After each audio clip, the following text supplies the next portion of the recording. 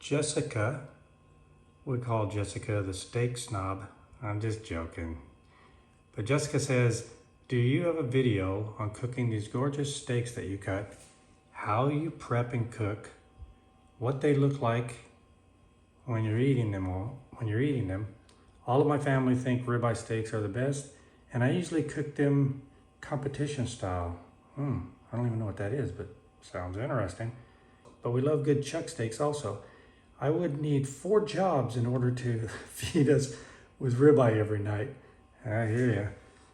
Just curious as to how they cook up with all the different parts of the chuck, the tenderness, the flavor, etc. I don't want to sound like a steak snob. There's nothing wrong with being a steak snob, but I don't want to spend the money on a roll if they aren't great. All right, Jessica. We're going to show you, since we haven't had breakfast yet, we went on a grounding walk, earthing, grounding, however you want to say it. I think they're different, but anyways. In other videos, we might have shown like bits and pieces, never thought about just showing more detail of it, I guess. There's not a whole lot of detail, but we'll show exactly how we prepare our steaks and eat them. If that's all you want, that's easy to get. Where's your mom? Oh, I hear. Okay, Steph's over there working on the luba. I'm gonna get breakfast going. Are you okay with that? Okay with it? Like, did you want to do something else first, or? Yeah, what are you recording for? A steak snob made a comment about how. Oh, you're manually driving it? I'm trying to map this little area and then. Oh, nice. But how we prepare and cook our steaks. And if we had a video, and I was thinking about it, I think in some videos we might show bits of it, but we've never did a video dedicated to the whole thing. True. That's the Grassman. If you're not a Seinfeld fan, Luba 2. you're going to get it, the Luba 2 Grassman. So you're just remapping it so it'll get this better? Well, Good morning. How you guys doing? Pretty good, thank you. Good. Enjoy your walk.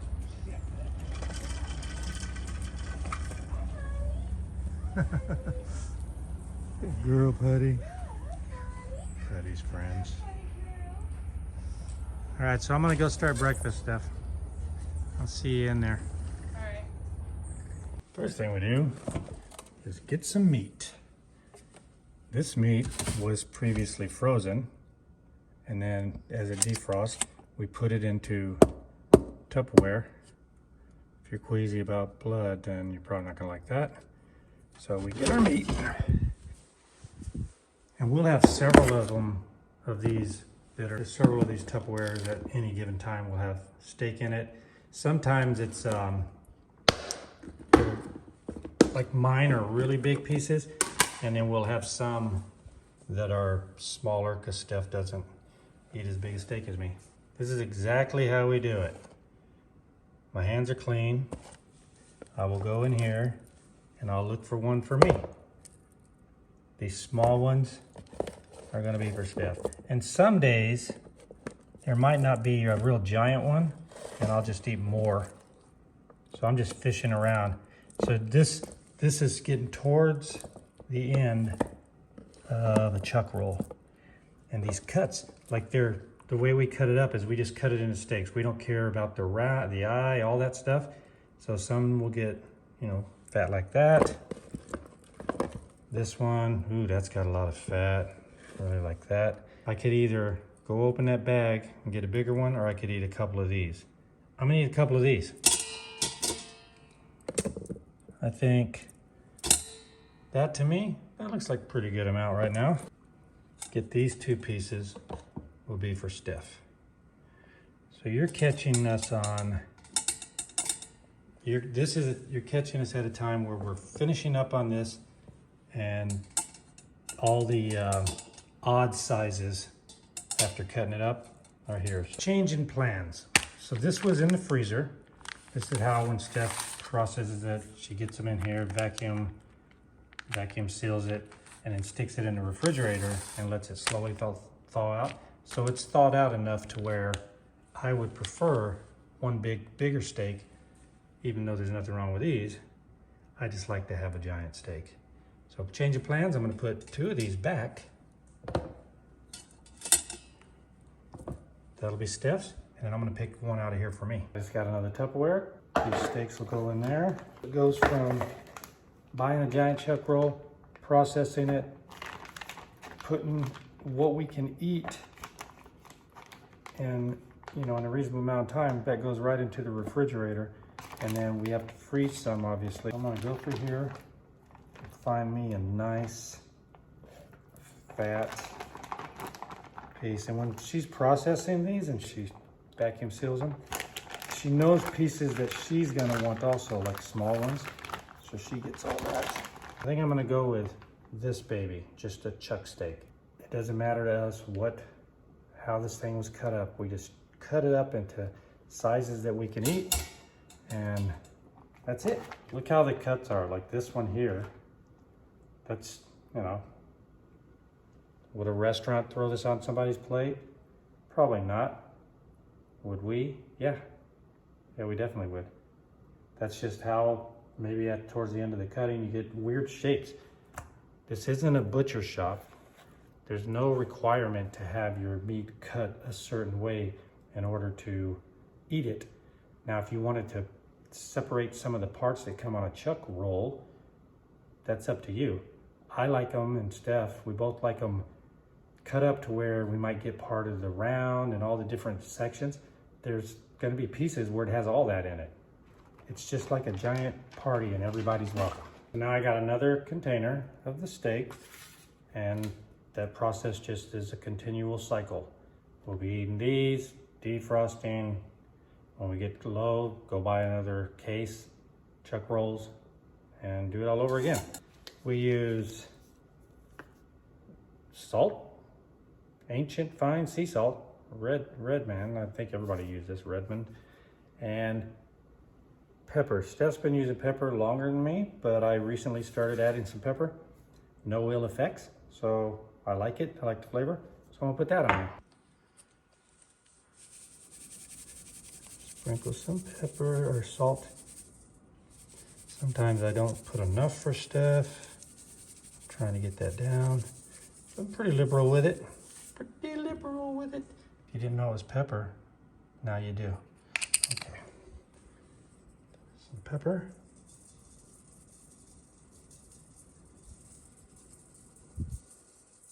I like the pepper. Flip them and do both sides. Since I'm holding a camera, I'm gonna have to wash my hand now. Or actually, I'll just do it with my other hand. I have to use my left hand. When you're carnivore, you're gonna get blood on your hands. Pepper on the other side and some salt on the other side. These steaks don't look like, there's no specific look. We're not a restaurant or a butcher, trying to cut them up and market them a little better, whatever. Steaks are seasoned. They're in a stainless steel, I think she has a ceramic one of these also. And we take it over here. Sometimes we'll put fat, we'll put some extra, Steph likes the extra pieces of fat and get them real crispy. But today we're just gonna go like this. We will be having eggs with it. So we shut her down. Now this part has been trial and error. This part we always do, bing, bing, 400. The time will be anywhere from, lately it's been 15 because I've had some really freaking thick ones, and as low as 12 depending on how thick some of the cuts are. Because when you're cutting that thing up, the chuck roll up, sometimes some are just gonna be a little thinner at the tail end or something. We're gonna go today, based on the size of those, I'm gonna go 14, and at the halfway point, it's at 7 minutes, it'll beep. That's the halfway point. We open it up, we flip it, we hit start, and wait for the 7-minute mark to flip it. This is another nice or awesome thing about the carnivore diet, is the process of eating and preparing food and all that stuff is less time consuming. And I know that some people enjoy the time they spend cooking and prepping. There's some people that like that, but I'd rather spend my time doing something else. Nothing against the people that like the other way. But it's just, to us, it's just such a time saver, and it's so easy. And, you know, both of us are doing it. I'm capable of doing it. Yeah, I'm capable of doing it. So we have two vessels that we eat off of. This is our cutting boards. Steph actually modified hers. That's where her fork will set in. We just recently got these nice Cutco knives. They are very nice for cutting our steak. All we need is 2 of them. This is my board. I didn't have the extra modifications, like she carved that out for her utensils. Fork sits right in there.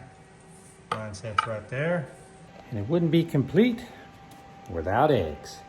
We use these egg cookers to make, I think we make 15 at a time.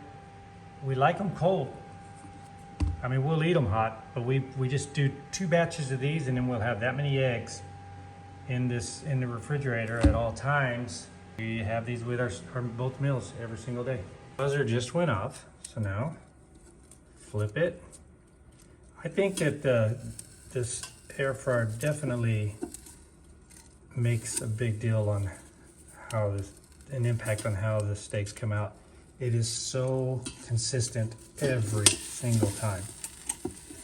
I mean, we might have to change the time a little bit because of the thickness of steaks, but it cooks them the way we love them all the time. It's fantastic. We were barbecuing for a long time, like barbecuing twice a day, every single day. And it was just hard to be consistent all the time. It was just too challenging. It was time consuming. You have to go out there, turn on the barbecue, let it heat up, get propane, a lot of propane. We're using the propane one, but it was just, it became like a job. So this air fryer is fantastic. Still sizzling there. Oh boy. Liking that so far. Looks good and sounds good. Gotta have the customary eggs with it. And get Steph's.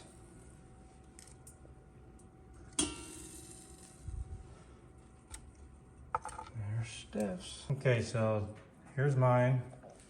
Steph's got her 2 little pieces. And they're obviously from completely different areas of chuck. Cooked at the same exact amount of time. We don't even know what part of the chuck these are.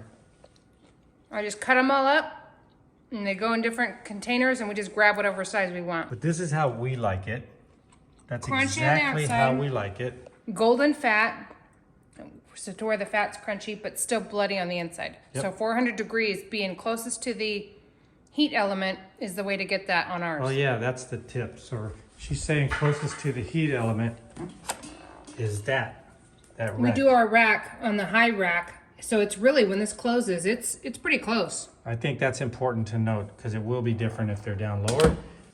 And you'll notice like this side's a little thinner. This is thicker because I'm an imperfect steak maker. well, no, like when it's consistent until you start getting towards the end, it's hard to make them exactly right, but Yeah. we don't care. We like having, Variety. I can have one bite and so that's a thin part. It's more cooked, but I don't care. Oh my goodness. Delicious. A lot of fat on that. Let me get you, show you guys a thicker part. Just so you can see how, we're kind of steak snobs too, but. So mine's, I usually like, oh, that's good in there. Cut right down that big fat part. Wow. I can't tell you, oh yeah, you guys know if you eat steak. These are delicious. We've done the ribeye. We bought a whole ribeye, was it a roll? Yeah, I guess, a ribeye slab. And we ate it, but honestly, we like this more. We do. There's something, I think it's either more fat or something, or we just adapted to it. I know it Delicious. sounds weird to some people, but it's true. This is more satisfying to me. I feel like I get more from it. You know what I mean? Mm-hmm, totally. That's how we do it. We cut them up, whatever they're cut up into from that chuck roll, we don't care. And we eat them. We eat twice, 2 steaks a day each. And cannot wait every time. And eggs. So I hope that answered your question, steak snob, Jessica. She said she doesn't want to be a steak snob, but there's nothing wrong with being a steak snob. No. This is just, it's so freaking good, guys. I mean, let's see what we can. Yeah. So that one's a little bit more Pinker. Yeah. Yummy. But I like it pink and I like it brown. I like both. Yeah. So I don't care. I like mine overcooked, undercooked. It's always delicious. It's always good. And I like the variety too. I don't care if I have a thin edge of steak and then a thick edge. I don't care. I don't want them all the same. I want gristle on some. I want some, you know. This, like, I got goosebumps.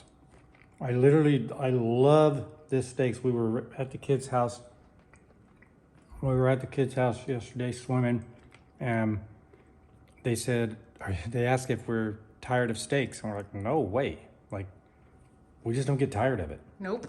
That's how we do it. If you're on carnivore long enough, you won't get sick of it either. No. You will only want steak, only want beef pretty much. That's it. Something happens and that's all you want. Yeah, your gut wants it, your brain wants it, everything wants it.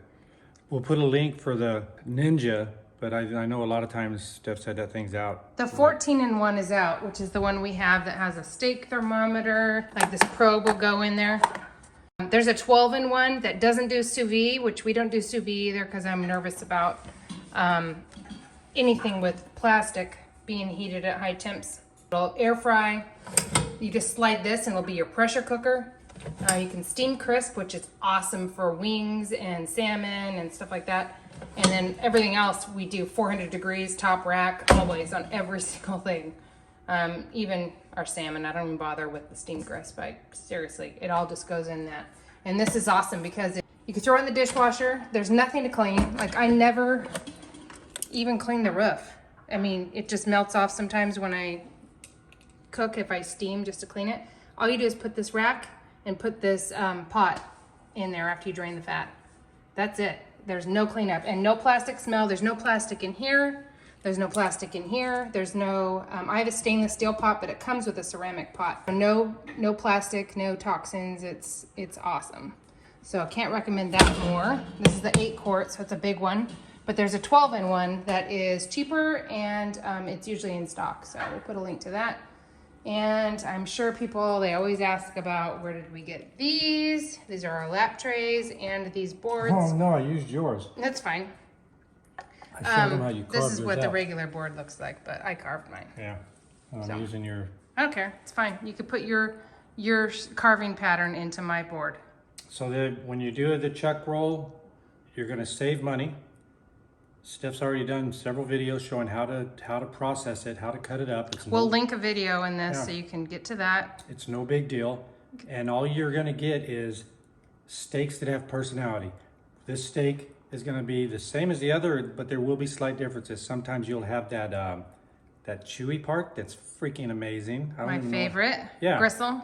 And you'll have pieces that have more fat, a little less fat, but there's never a bad one to us.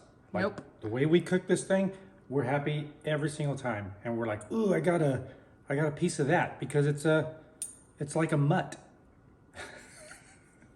We're not processing it like a lot of people think we should do. This is how we do it. That's how we like it. And it's delicious. Enjoy your life. That juice.